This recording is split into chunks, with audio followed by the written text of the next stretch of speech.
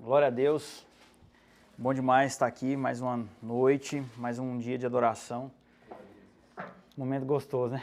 A gente teve, meu Deus do céu.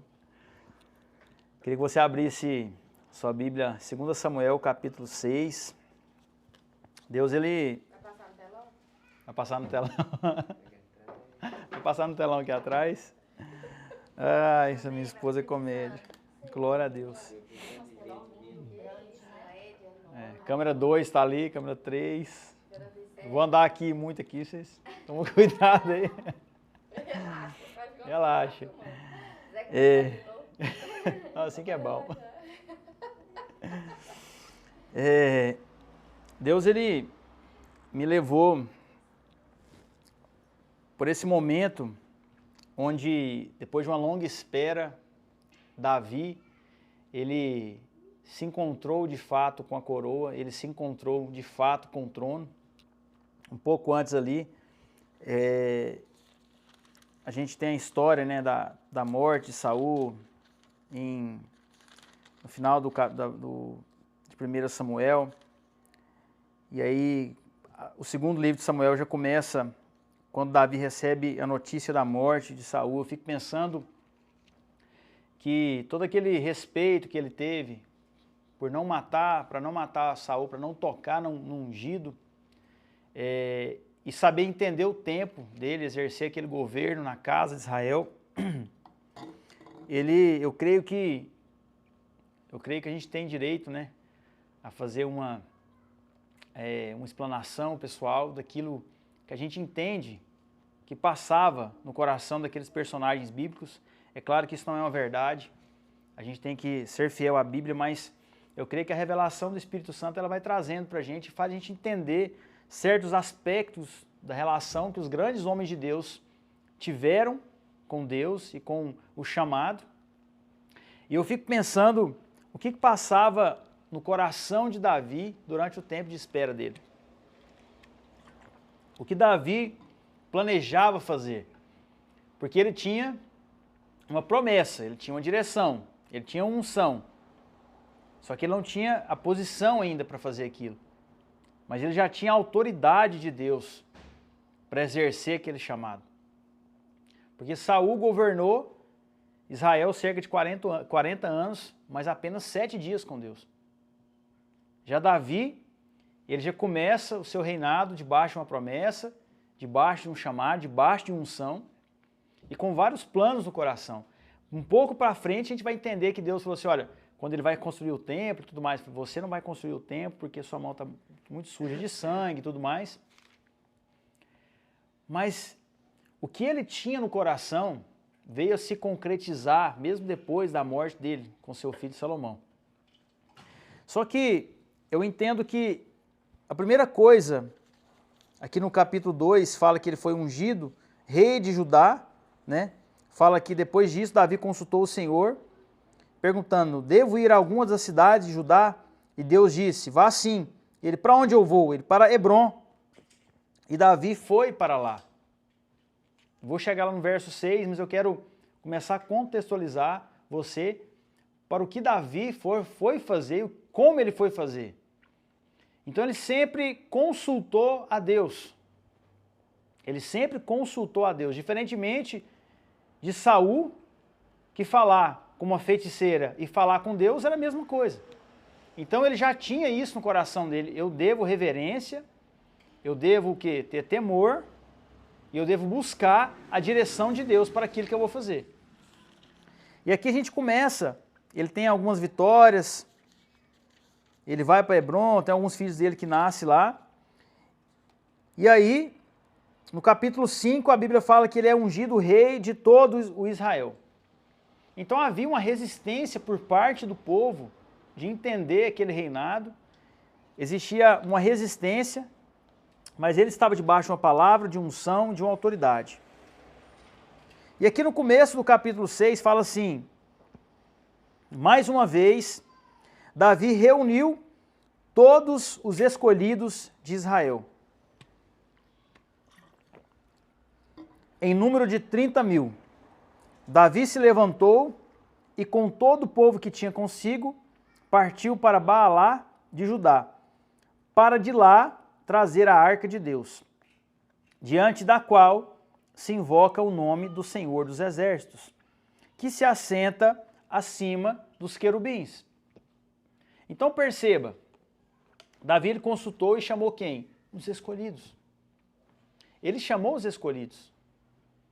Então quando a gente vai fazer algo para Deus, a gente não pode ficar perdendo tempo com quem não entendeu o que é escolhido. Porque se a gente ficar batendo cabeça, perdendo tempo, tentando mostrar aquilo que só a gente está vendo, a gente vai perder tempo, a gente vai contaminar o nosso coração e podemos fazer algo diferente daquilo que Deus chamou. E perceba que 30 mil eram muitas pessoas, sim, mas tinha muito mais em Israel. Tinha muito mais na região.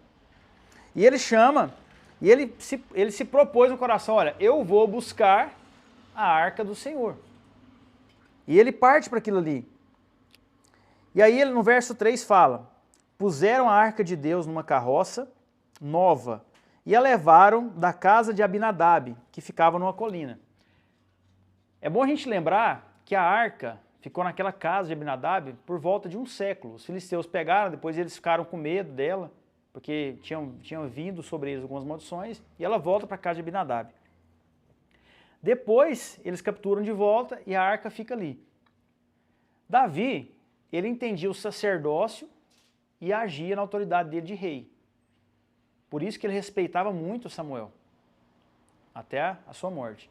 Então o que acontece? Ele queria trazer a arca para perto do povo, de maneira que todo Israel soubesse que ele estava em um só com Deus. Ele queria honrar a presença de Deus, diferentemente de Saul. E aí continua. Uzá e Aiô, filhos de Abinadab, conduziam aquela carroça. Levaram a carroça com a arca de Deus da casa de Abinadab, que ficava na colina. E Aiô ia diante da arca. Davi e toda a casa de Israel se alegravam diante do Senhor, com todo tipo de instrumentos, de madeira de faia, com harpas, liras, tamborins, pandeiros e símbolos. Era uma festa. Eu quero que você comece a imaginar como que foi essa busca da arca. Você consegue ver, né, amor? Você tem essa mente assim, acho que nós temos aqui. Isso é coisa de visionário. A gente vai ter que ver Davi indo, subindo, que ficava no alto de uma colina e buscando a arca. Eu penso ele chegando, Abinadab fazendo um café, passando um café para ele. Falei, Davi, é o seguinte, essa arca ficou aqui em casa há muito tempo. Eu quero que você cuide bem dela.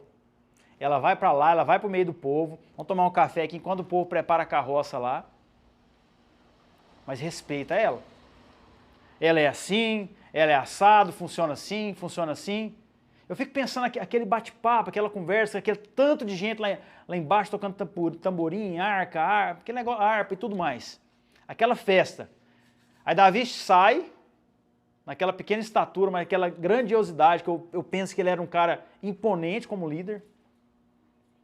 E aí ele chega e fala assim, gente, pronto, já chega Abinadab aqui, vamos levar a arca, toca instrumento aí, vamos todo mundo feliz, vamos levar essa presença de Deus para o meio do povo, porque tinha um povo lá esperando, e vamos descer a serra agora com isso aqui. Aí ele vai, lindo, maravilhoso. No verso 5 fala que ele e toda a casa de Israel se alegravam diante do Senhor.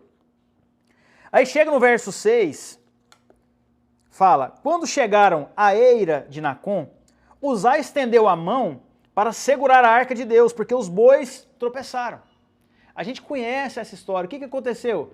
O boi tropeçou um pouquinho, a carroça fez assim, a arca ia cair e Uzá, bem intencionado, mas não agindo do poder do conhecimento que ele tinha, que eu vou explicar para você daqui a pouco, bem intencionado, mas mal posicionado, ele toca a arca e fere o coração de Deus, e Deus fere ele e ele morre. O que ele fez? Presta atenção. Uzá, ele era um sacerdote, ele era filho de Abinadab. E ele sabia, sendo sacerdote e sabendo do que ele sabia, ele estava desobedecendo a Deus. Por quê? Números 4:15 fala assim, ó, mas não tocarão as coisas santas, para que não morram. Josué 3:8 fala, portanto, você dará uma ordem aos sacerdotes que levam a arca da aliança, dizendo, Josué 3:8, abre aí pra gente. Fala assim, ó.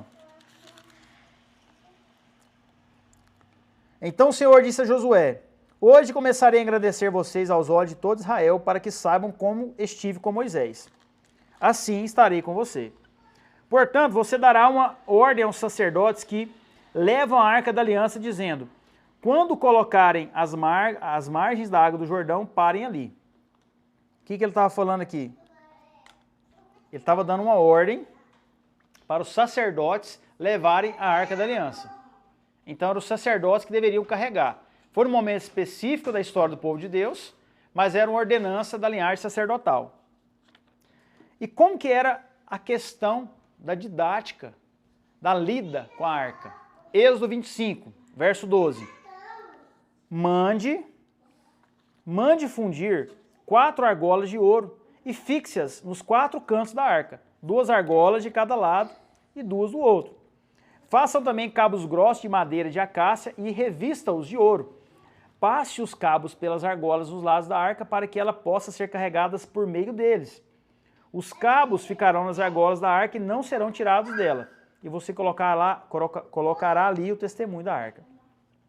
Então Uzá, ele era da linhagem sacerdotal.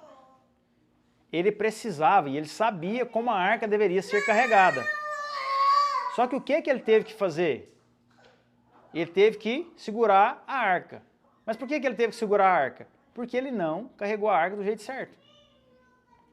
Aí eu penso, ou ele não deu um palpite na hora de tirar a arca, entendeu? Porque Davi falou, vamos levar a arca aqui, pegou a carroça nova e foi. O próprio Abinadab poderia ter o feito, mas não fez. Então o que eu entendo com isso? A arca representa a presença do Senhor. Deus, ele respeita aquilo que nós temos como ignorância. Mas a partir do momento que a gente tem um entendimento de alguma coisa, isso nos torna uma responsabilidade. Então a gente não pode conduzir de forma irresponsável aquilo que já temos conhecimento. Uma coisa é a gente cobrar de uma pessoa 12, 14, 15 anos, 16 anos, recém-convertido. Outra coisa é o posicionamento de um cristão maduro, que está na igreja há 30, 40 anos. Foi por esse mesmo motivo que Deus teve misericórdia de Maria. Quando o anjo chegou e falou para ela, você vai ser grávida, você vai ficar grávida de um menino e vai ser o Messias, vou colocar o nome dele de Jesus. Ela, mas como que vai ser isso? Ele, não, é o seguinte, eu vou colocar um neném dentro de você. E explicou para ela. Quando Zacarias, pai de João, que já era sacerdote, recebeu a visita do anjo, o anjo falou para ele, ó, vai nascer o menino e vai vir para preparar o caminho para o Messias. Como que vai ser isso? Ele fez a mesma pergunta que Maria, mas ele era sacerdote. Ele já não tinha a mesma ignorância que Maria tinha como adolescente quando recebeu o Espírito Santo e Jesus no seu ventre. Então, o nosso papel é levar o quê? Aquilo que falamos no último domingo. Levar a maturidade daqueles que são bebês na fé, que são imaturos na fé. Então a gente precisa sempre levar o conhecimento daquilo que temos como revelação. Se eu recebo algo, eu compartilho com o meu próximo, ele vai crescer. Se você recebe algo e compartilha comigo, eu vou crescer. A partir daquele momento que eu sei, eu já não sou mais ignorante a respeito daquele assunto. Então durante muito tempo eu achei que Uzá, ele só tinha morrido porque ele tocou na arca. Mas hoje Deus me mostrou o seguinte, o nosso conhecimento nos traz uma responsabilidade maior daquilo que vamos fazer. Então, se tem alguém do nosso lado carregando a presença de Deus de uma forma errada, e nós temos esse conhecimento, nós temos o papel de falar, olha, é o seguinte, eu entendo assim, eu li assim, Deus me revelou assim. Como você entende? Porque as pessoas hoje, elas não vivem por aquilo que elas recebem de Deus. Mas elas vivem por aquilo que elas recebem de um terceiro não checam na Bíblia e vivem uma vida doutrinada. Por quê? Porque sacerdotes, que às vezes têm o conhecimento, agem de má fé, levam um conhecimento errado para a pessoa, uma palavra adulterada, e aquela pessoa anda sempre ferindo a pessoa de Deus, sempre ferindo a santidade de Deus, sempre tocando na arca do jeito errado. E o pior, sempre na força do boi. Que a força do boi na Bíblia reflete e remete à força do homem. Porque o boi é dominado pelo homem. Então qual que é o nosso papel? Levar o conhecimento claro, conciso, profundo, de como deve ser o relacionamento. É fácil? Não, porque a maioria das pessoas, elas não querem se relacionar com Deus. Elas querem ter um ativismo religioso. E todo ativismo religioso não traz conhecimento. Por trás de todo ativismo religioso está o quê? Necessidade de aprovação. Por trás de todo ativismo religioso está por trás do quê? Preguiça. A pessoa não quer ler, não quer gastar tempo, não quer investir, não quer compartilhar a palavra, quer receber mastigada. E assim ela não cresce, e assim ela não amadurece, e assim ela fica empacando. Ela quer carregar a presença de Deus de um jeito que não vai dar certo. Por isso que Deus fere Uzai e ele morre. E aí no verso 8, o que acontece?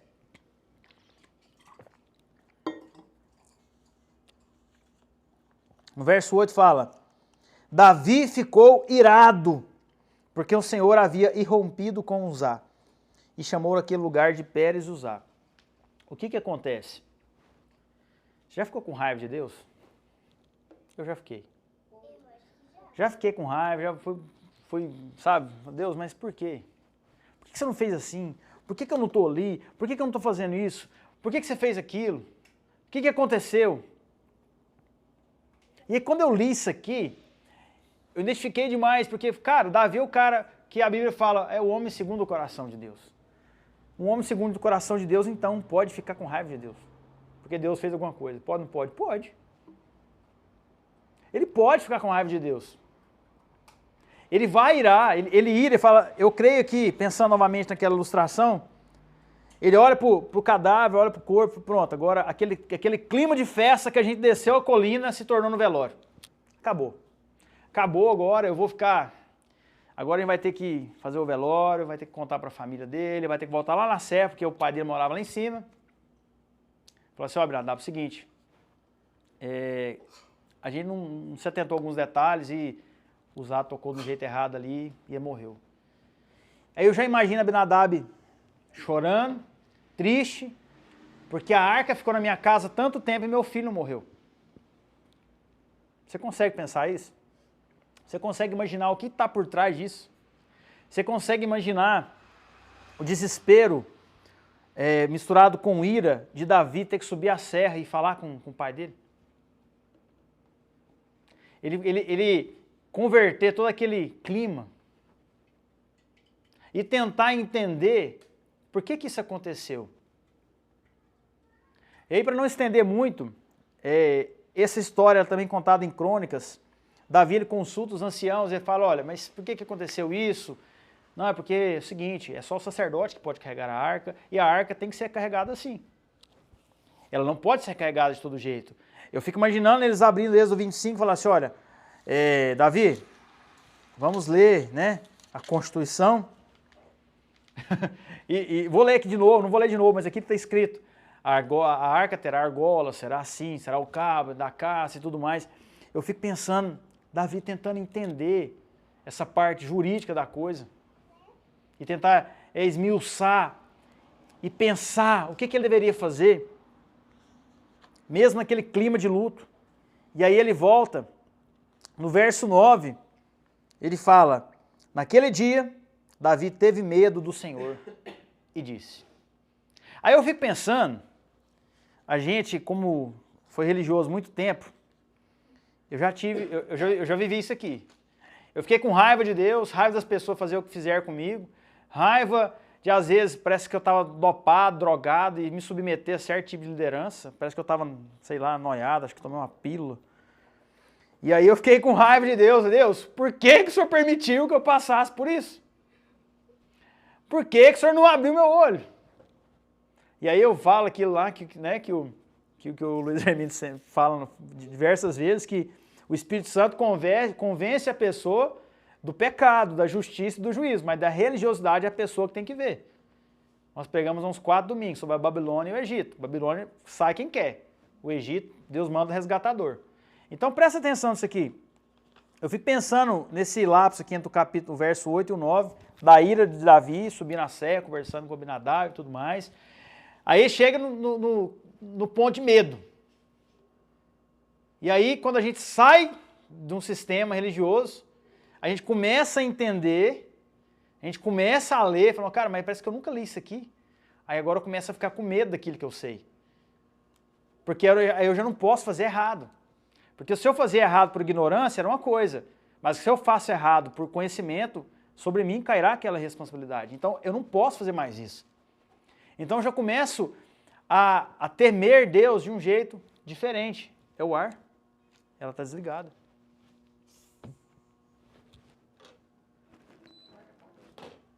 Corta para 2.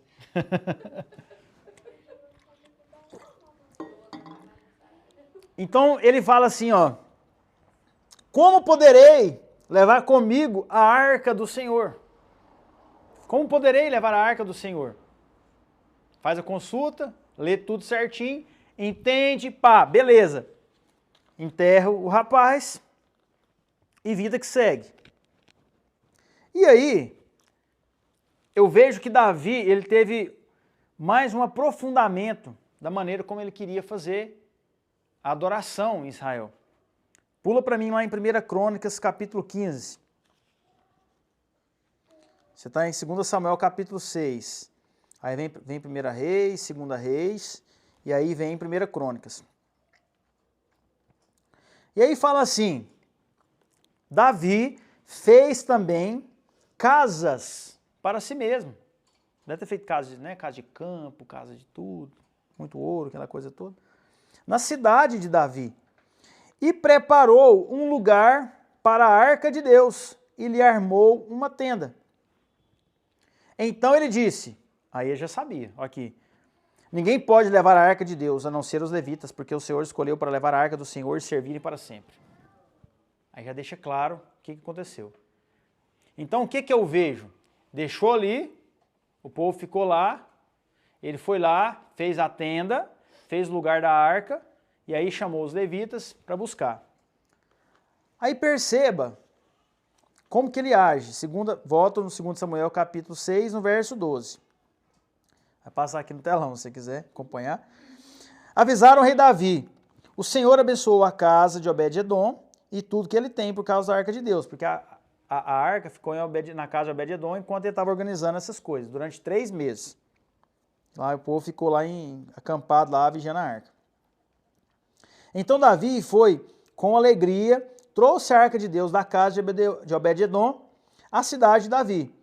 Quando os que levavam a arca de Deus tinham dado 6 passos, Davi sacrificava um boi, um animal gordo. Lembra que eu falei no último culto? O que significa isso aqui? A cada 6 passos que o povo dava, Davi sacrificava um animal e um boi gordo. Um boi e um animal gordo. Por quê? 6 é o número da criação do homem. O boi significa a força do homem. A força pela qual o homem arava a terra. Davi está dizendo o seguinte, nós não vamos levar a presença de Deus pela força humana. Nós vamos levar a presença de Deus pela glória de Deus. Nós não vamos mais levar em sinal que nós detemos a presença de Deus. É o contrário, é a presença de Deus que nos tem. E isso Davi fez até chegar lá. Levou um tempo, sim ou não? Sim. E aí fala, Davi dançava com todas as suas forças diante do Senhor. Ele estava cingido com estola sacerdotal de linho. Assim Davi, com todo Israel, levou a arca do Senhor com júbilo e ao som de trombetas. Quando a arca do Senhor estava entrando na cidade de Davi, Mical, filha de Saul, olhou pela janela e ao ver o rei Davi que ia saltando e dançando, desprezou em seu coração. Então perceba isso aqui. Toda geração daqueles que foram reprovados por Deus, toda descendência daqueles que foram reprovados por Deus, vão rejeitar a adoração genuína do escolhido de Deus. Mical era filha de Saul. Toda geração, toda descendência dos reprovados de Deus vai rejeitar a adoração dos escolhidos e aprovados por Deus. Mical, filha de Saul, rejeitou a adoração, desprezou ele no seu coração, não porque Davi dançava e salteava, mas porque ela sabia que ele tinha sido aprovado no lugar de seu pai. Então o que acontece? É de arrepiar. O que acontece? As pessoas desprezam porque elas sabem que o que elas estão fazendo não está aprovado diante de Deus. Mas elas não querem pagar o preço, para serem aprovados por Deus. Essa é a diferença. Porque Davi adorava a Deus mesmo quando ele estava na caverna. Você consegue entender isso? O que ele passou para a geração dele? O que a filha dele viu dentro de casa? Qual o tipo de adoração, Saulo, que a filha dele viu dentro de casa? Qual o tipo de dança que ela viu dentro da casa dela? Qual o tipo de oração que ela viu dentro da casa dela? Repito, porque para falar com Deus e uma feiticeira, para Saul era a mesma coisa. A gente precisa entender qual o tipo de adoração que agrada a ele e não as pessoas. Porque Saul quis agradar as pessoas. Voltando aqui, ele fala, no verso 20, quando Davi regressou para abençoar a sua casa, Mical, não contente em ter desprezado o coração, saiu ao encontro dele e falou assim, aí eu vou dar uma entonação aqui para você entender que eu acredito que ela falou. Que bela figura fez o rei de Israel no dia de hoje, descobrindo-se diante das suas servas e dos seus servos, como se descobre um sem vergonha qualquer. Faltou de chamar de viado, chamou baitola, faltou de chamar de vagabundo, enfim. Ela fez aquela cena que você sabe de novela mexicana. Que ela chegou para quebrar o quê? O clima. Então, o que eu aprendo com isso? A descendência daqueles que são rejeitados por Deus tem ousadia, sabe para quê? Para denegrir em público os aprovados por Deus. O fruto do sistema religioso não hesita em denegrir aqueles que estão adorando a Deus de uma forma genuína.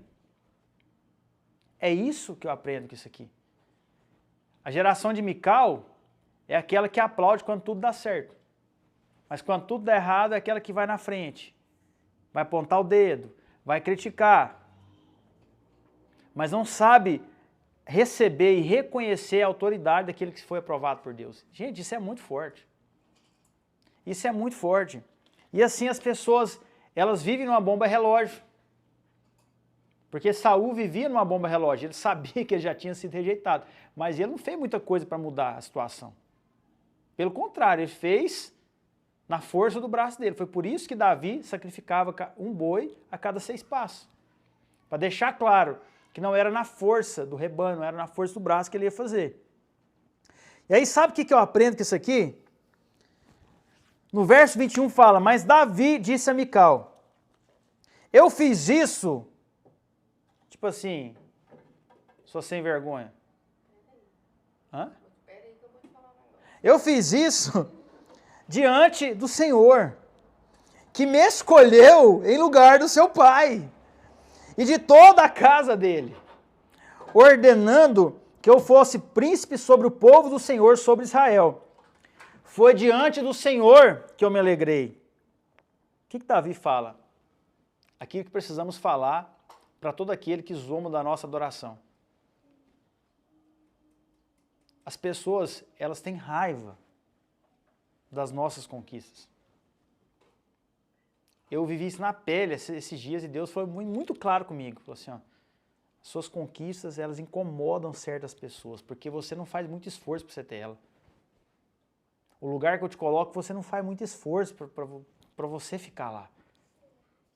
Então, se você está incomodando, vou falar para você, se você está incomodando algumas pessoas com as suas conquistas, você está sendo perseguido por elas, se alegre. Porque é Deus te aprovando, é Deus te entregando, é Deus te abençoando. É Deus que está dando para você. Então você não tem que dar uma de coitadinho e falar assim, nossa, o povo está me zombando, faça como Davi. Fala assim, Deus me escolheu no lugar de seu pai.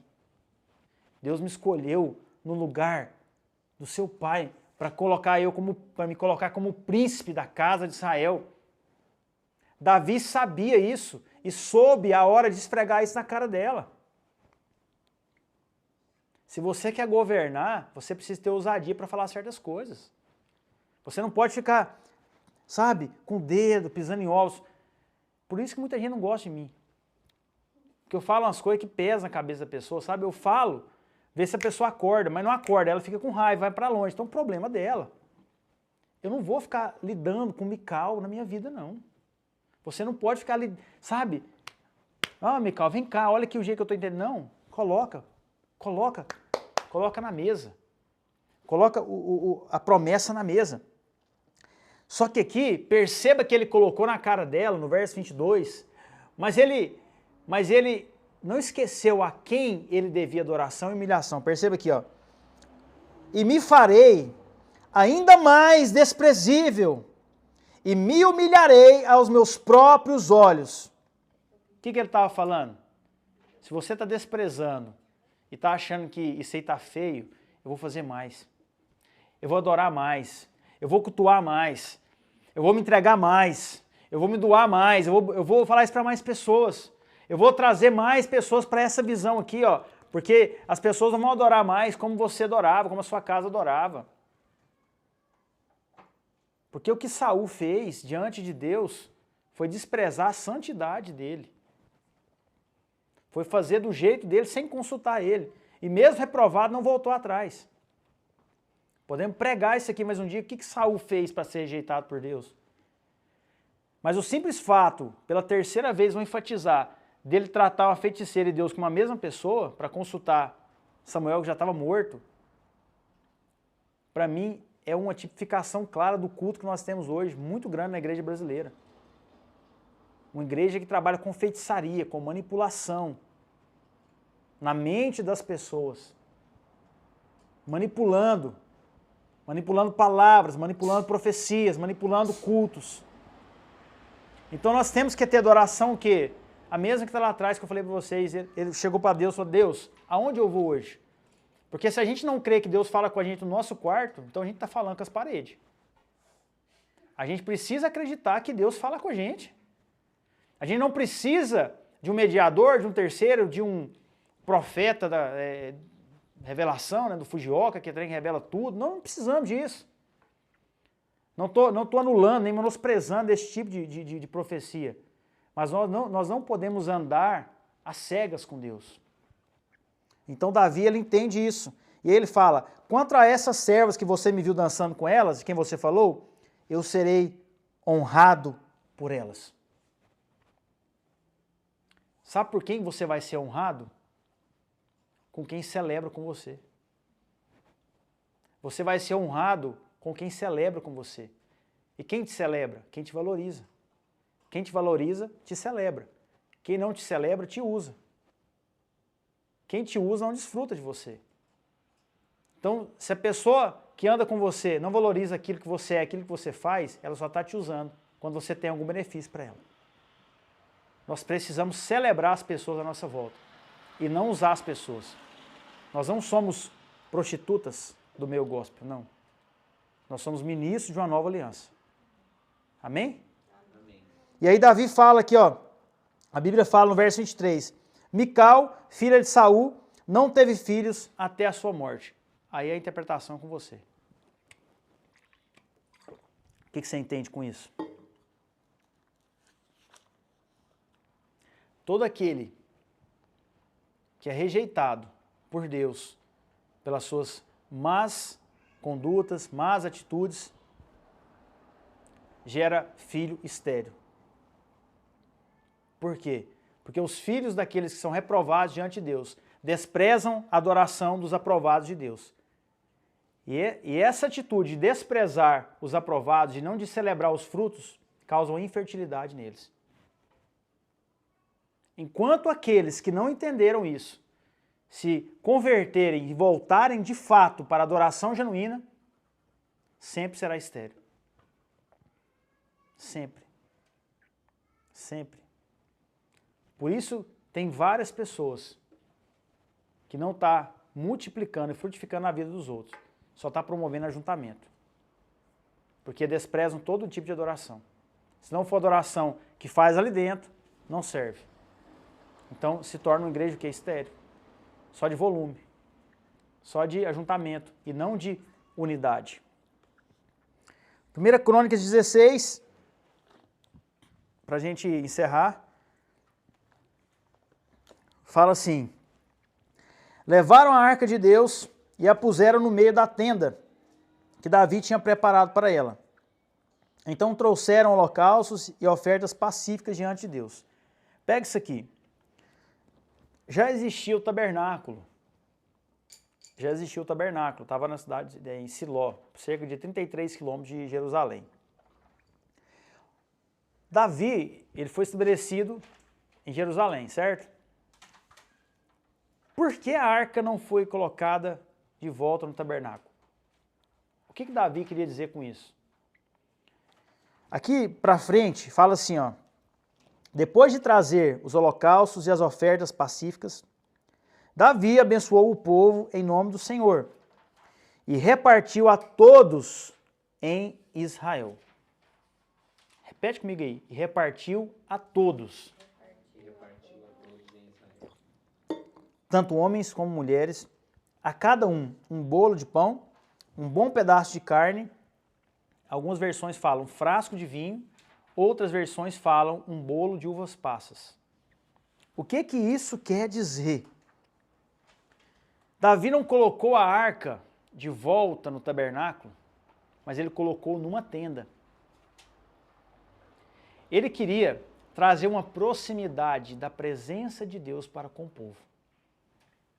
No tabernáculo tinha os 3 lugares, certo? O pátio, o santo dos santos. A arca ficava lá no final. Não era qualquer um que podia entrar. Nem no começo era qualquer um que podia entrar. Mas Davi chegou e colocou ele na tenda, ela na tenda.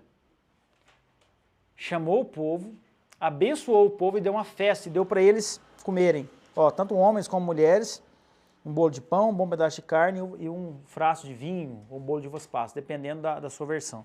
No hebraico, fala basicamente dessa questão das uvas passas. Mas o que acontece?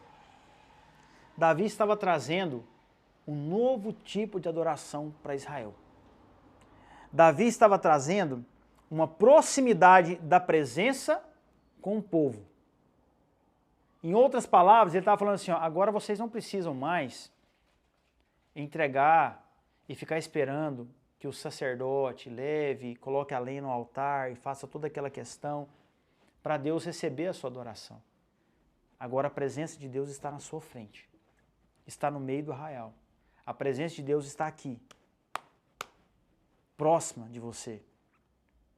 Ele abençoou, faz uma festa e torna o quê? Quando ele fala um bolo de pão, um pedaço de carne, um frasco de vinho. Ele fala que Cristo está mais acessível a todos. Ele não colocou lá no tabernáculo. Ele colocou numa tenda. E depois ele começa a fazer assim. No verso 4, ele designou dentre os levitas os que haviam de ministrar diante da arca e celebrar. Essa palavra está forte nesses dias. Celebrar, louvar e exaltar o Senhor. E aqui ele pega umas pessoas, que lá no verso 37, ele fala assim: então deixou Asaf e seus irmãos ali diante da arca da aliança do Senhor, para ministrar continuamente diante dela, segundo o que estava ordenado para cada dia. Mas deixa eu provocar um parafuso aí na sua mente aí. Porque eu não vou levar isso para casa sozinho, que Deus falou comigo. Pega isso aqui, amor. Por que Uzá morreu? Que pelo menos eu sempre achava que é porque ele tinha tocado na arca. Mas tinha toda uma história por trás. Ele não podia tocar porque ele sabia. Né? Vamos supor que outras pessoas tocaram também, mas não sabia. Né? Vamos deixar isso aqui. Aonde que tinha que estar a arca da aliança? No tabernáculo. Ela tinha que estar no tabernáculo. Foi onde Moisés recebeu a instrução de Deus. Você vai fazer assim, com linho fino, e pá, vai colocar lá. Por que Davi, quando trouxe a arca, colocou numa tenda e não colocou no tabernáculo, não sofreu uma consequência de Deus? Assim como Uzá recebeu uma consequência de Deus por tocar na arca sabendo. Você percebe que quando Uzá morreu, ele foi consultar os anciãos, e ele pegou e soube como deveria, né, que era só os levitas, os sacerdotes. Então ele sabia como deveria ser a arca. Ele não sofreu nenhuma consequência, porque a vontade de Deus era sempre deixar a presença de Deus mais perto do povo. Deus estava dizendo, agora a humanidade chegou no outro nível. Agora a humanidade está conseguindo entender como será a adoração nesse tempo. E desde a lei mosaica, do tabernáculo, da arca, sempre mencionava Jesus em tudo. Tinha um pão lá dentro, um maná, sou o pão da vida. Tinha um altar, tinha tudo. O que Deus quis dizer com o tabernáculo de Davi? Além da profecia messiânica que estava chegando mais perto, porque Jesus é da linhagem de Davi, ele estava dizendo, o meu plano é que a humanidade tenha um acesso mais direto a mim, com menos regras e mais relacionamento. Então, sempre que ousarmos fazer algo que está de acordo com a vontade de Deus, a gente vai colocar mais pessoas perto dele, e não o contrário.